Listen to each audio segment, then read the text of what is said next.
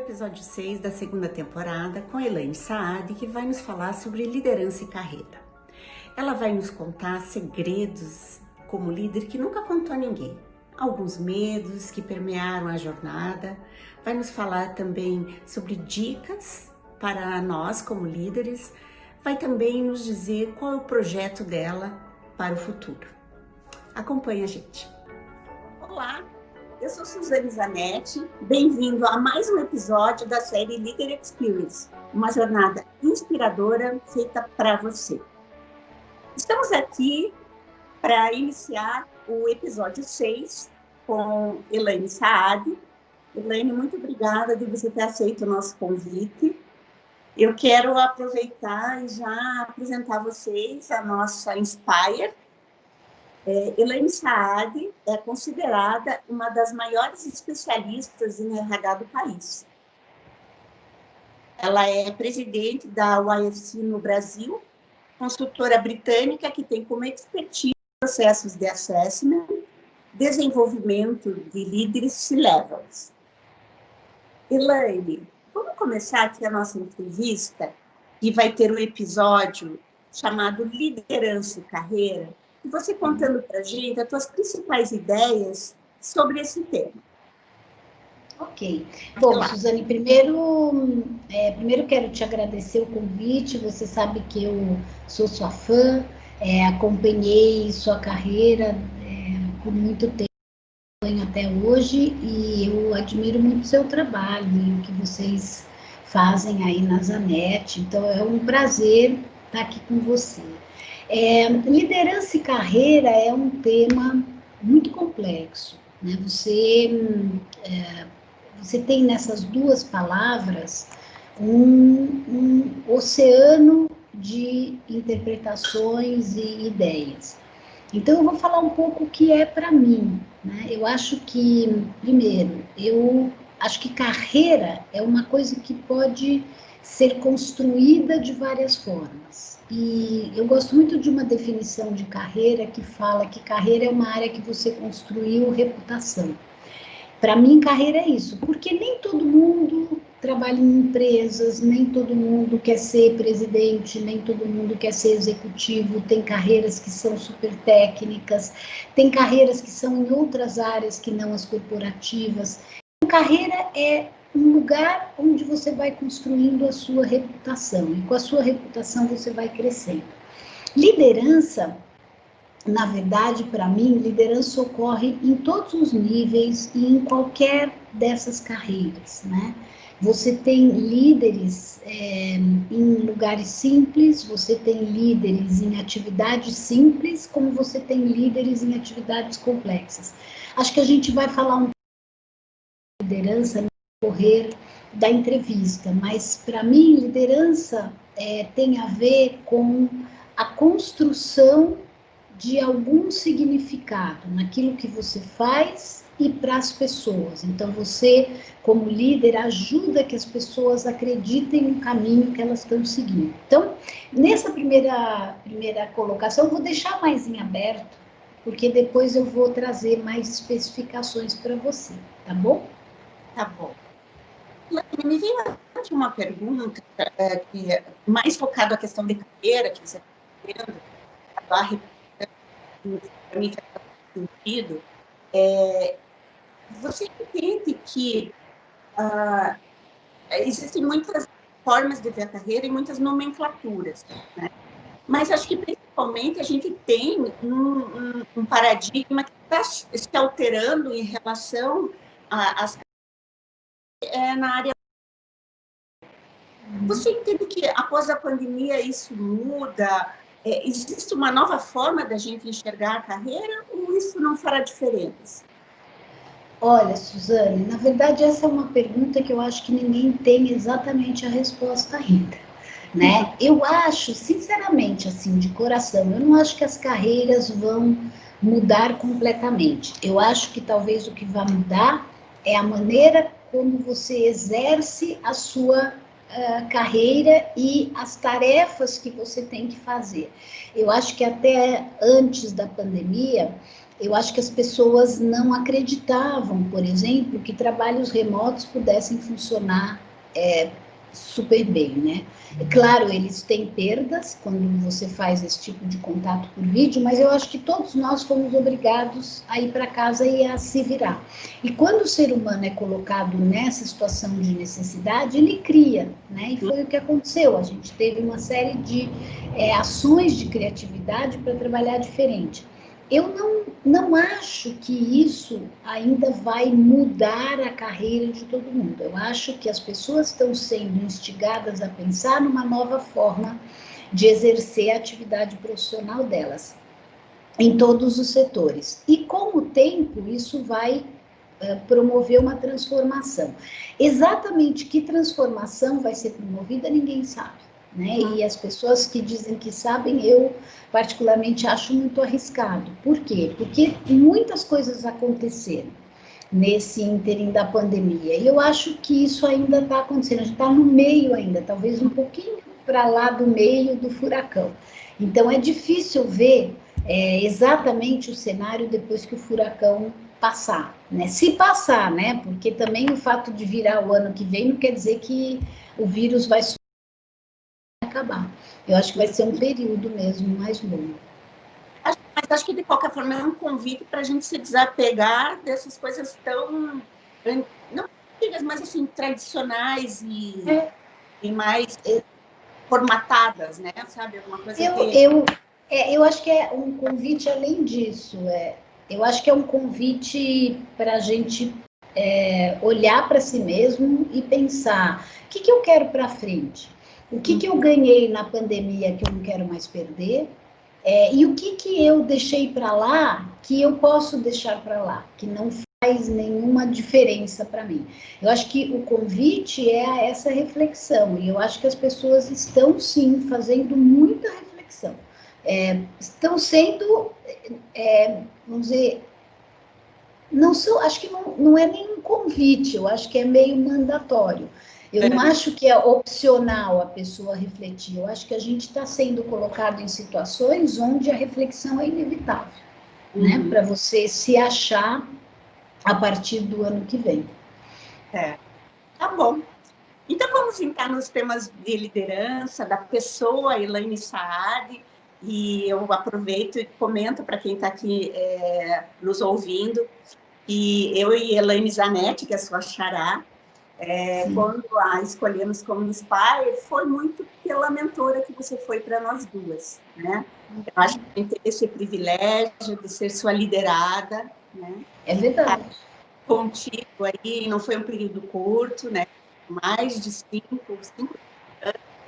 Então, uma convivência que nos cunhou de uma forma muito bacana, né? E então, tenho eu do lado de cá, posso legitimar várias coisas que você provavelmente vai contar. Então, vamos começar, Elaine. Como que você trabalhou na imensidão de alternativas no caminho da liderança? Então, Suzane, eu, na verdade, acho que eu não fiz este trabalho, né, de ter alternativas. Eu, quando olho a minha carreira lá para trás, quando escolhi a psicologia, foi muito mais para fazer um trabalho na clínica, né? Então, não tinha essa visão de trabalhar nas corporações, eu não tinha muito essa visão de liderança, nem de ter meu negócio, nada. Então, o que eu acho é que a escolha da psicologia e depois a continuidade da minha carreira foi me direcionando a ter o meu negócio, para daí começar a liderar muito cedo pessoas, mas eu acho que eu não tinha essa consciência, né? Ah, que caminhos eu tenho, que caminhos eu vou escolher, até porque a gente está falando de mais de 30 anos para trás, e eu acho que o acesso à informação, a maneira como a gente lidava com essas coisas lá, é muito diferente de como é hoje, né? A gente não tinha tanta clareza dessas opções. Então, eu acho que a escolha por um caminho de liderança foi natural, e eu fui abraçando. todas as oportunidades, né? A oportunidade de ter o meu primeiro negócio, depois a oportunidade de vendê-lo e participar e virar uma executiva. Então, eu fui de empreendedora para executiva, e daí vivenciar todas essas coisas que eu não conhecia. Então, eu acho que uma das coisas importantes que eu fiz foi seguir a minha intuição e o meu coração, né? Isso é uma coisa que nos meus processos de coaching eu gosto de dividir muito com os coaches, que é o que seu coração está dizendo, o que a sua intuição está dizendo, porque eu acredito muito nisso, a gente sente mais firmeza num caminho que no outro. Uhum. Só que muitos profissionais têm dificuldade de falar, não, eu vou seguir minha intuição e vou por aqui. E eu acredito muito nisso. Então, eu acho que a grande resposta para essa pergunta tem a ver, sim, com intuição. Tá. E me conta segredos sobre liderança que nunca revelou a ninguém. Essa pergunta é muito boa, né? Eu acho que tem coisas que a gente aprende e que a gente não revela, sei lá, porque às vezes você acha até que a pessoa não vai entender aquilo que você aprendeu, né? Então, uma das coisas que eu aprendi, que eu geralmente não falo, né? É que as coisas se repetem, né? A ideia se repete, os ciclos se repetem, né? E quando você já vivenciou algum tempo de carreira e você está liderando pessoas mais jovens, você ouve ideias e soluções que você já sabe que não vão dar certo, né? E, por exemplo, muitos líderes, a tendência é dizer, eu já tentei isso, eu já fiz isso não vai dar certo, não vai por aí e tal. E eu aprendi que a gente, claro, não em 100% das situações, porque às vezes a gente está falando de situações que realmente você tem que orientar, mas eu acho que uma das coisas da liderança importante é deixar as pessoas trilharem os próprios erros, né? Porque tudo que elas acham que vai dar certo, elas pensam que ninguém fez antes, né? E eu acho que a gente deve deixá-las fazer. Porque eu, por exemplo, aprendi muito mais com os meus erros do que com os meus acertos. Então, eu acho que você pode orientar, você pode, vamos dizer, apoiar e dar suporte, mas você não pode tentar evitar que as pessoas errem. Porque é com os erros que elas vão melhorar. Então, eu acho que um dos grandes segredos de liderança é isso, a paciência para você entender o momento do outro e a paciência para você entender que se ele errar, ele vai aprender tanto quanto você aprendeu. Acho que esse é um bom segredo. Sim. Que você tira da pessoa o que ela precisa para se sentir empoderada no que dela, né? Da própria autonomia, né? Exatamente. Isso você não pode tirar da pessoa, senão você infantiliza as pessoas que estão abaixo de você, né? E não é essa a ideia.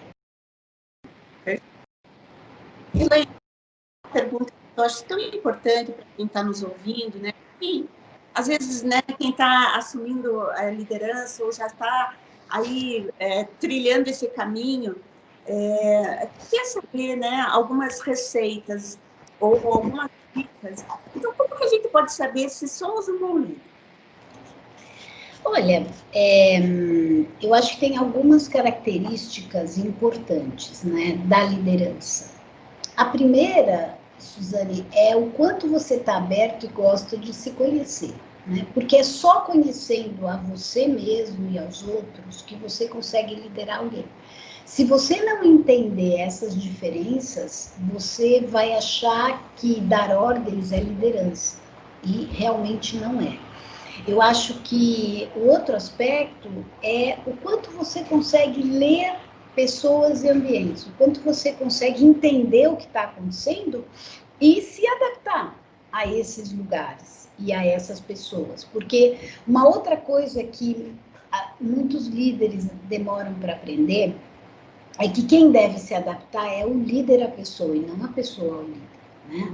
E muitas vezes você tem líderes que dizem, não, olha, vocês têm que fazer do meu jeito. Não é bem assim, né?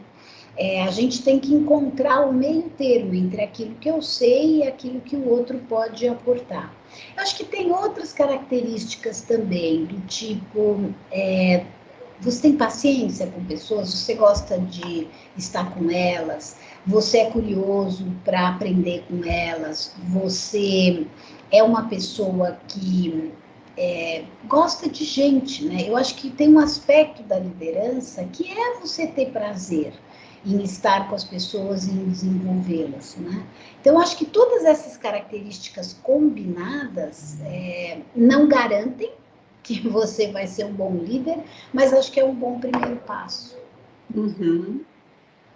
E assim, fico pensando que também outro ingrediente relacionado ao que você está falando é essa questão de entender que esse é um papel que você pode escolher estar ou não, né? Mas que se Claro. você escolhe, porque tem que ser uma opção legítima, né? Porque existem Sim.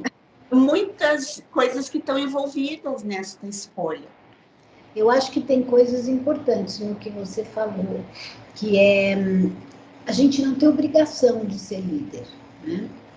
Você tem muitas pessoas dentro das empresas que podem seguir por um outro caminho, por exemplo, numa carreira em Y, uma carreira mais técnica, e tudo bem, né? Eu acho que a pessoa tem que olhar e fazer essa reflexão e pensar, se eu não quero, não me sinto bem, não tem problema, eu posso conseguir um outro direcionamento, porque eu acho que liderança não pode ser uma falta de opção, tem que ser algo que eu escolho fazer. Né? Uhum. Concordo com você.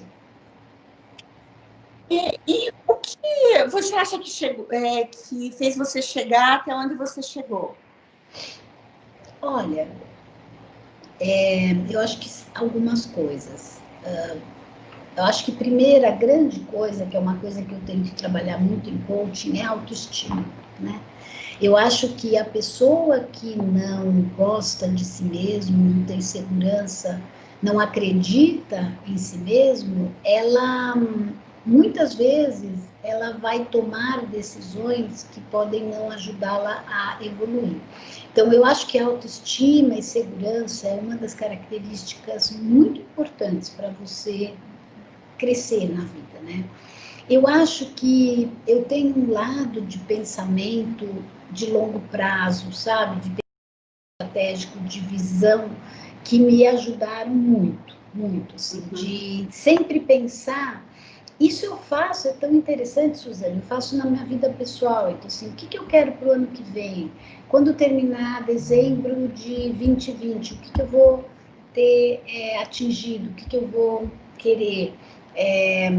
E o ano que vem, o que eu quero? Né? O que eu quero para a empresa? O que eu quero para mim? O que eu quero para as pessoas? Eu acho que você não pode viver só o dia a dia, porque senão você pode chegar ou fazer esforços para um lugar que você não sabe qual é.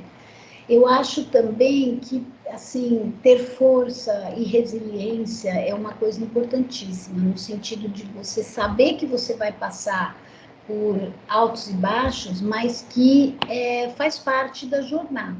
Então, eu acho realmente a resiliência uma coisa importante.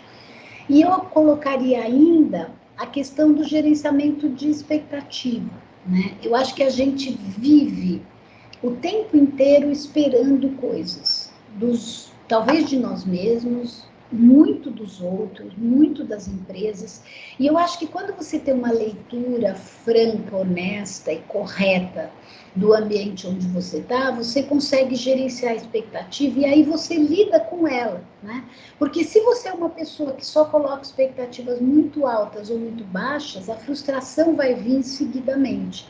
E é muito difícil lidar com esses sentimentos de frustração. Então, eu acho que você entender o que está no entorno, ler adequadamente, com acurácia, e dizer, ok, o que eu posso esperar dessa pessoa, o que eu posso esperar dessa companhia, o que eu posso esperar dessa função que eu estou, e lidar com essa verdade é uma coisa que ajuda muito o crescimento.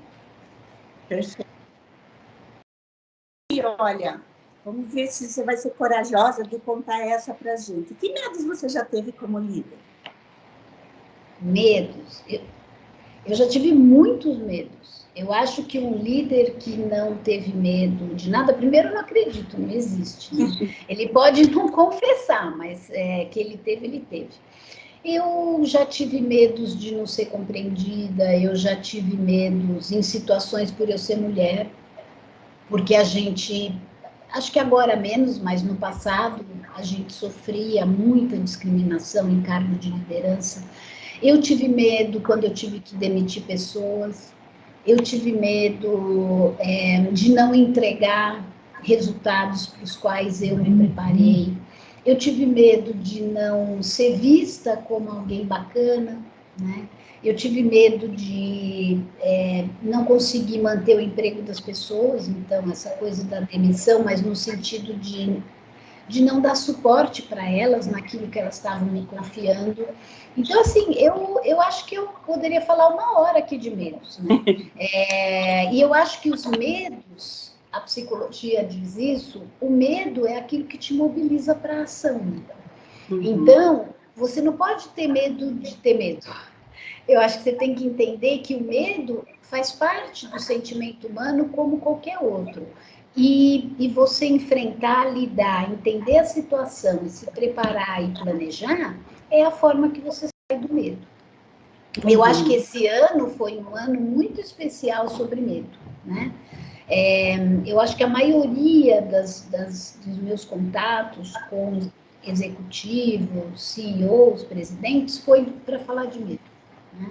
O medo de como é que eu vou sair dessa situação, Elaine? Como é que eu vou estar próximo de todo mundo se a empresa tem 20 mil pessoas?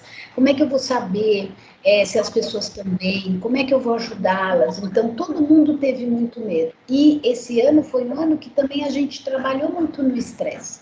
E isso também é um autoconhecimento importante. Né? Então, como é que eu reajo sob estresse? Então, olhar para o ano de 2020, o futuro vai ser muito importante para você se conhecer. Porque acho que as pessoas vão entender melhor como elas funcionam nessas situações extremas, né? Foi muito interessante. Elaine, tem algum filme que te marcou, filmes, e principalmente o que se usou desse filme para a sua vida? O que você aprendeu dele? Olha, eu sou suspeita para falar de filme, porque eu sou... Será que existe filmóloga? Alguma coisa assim? Eu sou apaixonada por filmes, por séries, por novelas. Eu amo ver as pessoas representando, eu amo pensar o que aquele diretor queria com aquele filme, o que ele despertou em mim e tal. E diferente de muitas pessoas, eu sempre acabo escolhendo filmes que são filmes de ação, filmes de suspense, eu gosto de ser surpreendida e tal. Então, você perguntando agora, eu me lembrei de um filme muito interessante. É um filme antigo, viu, Suzane? É um filme de 1997, de um diretor que eu gosto muito, que chama David Fincher.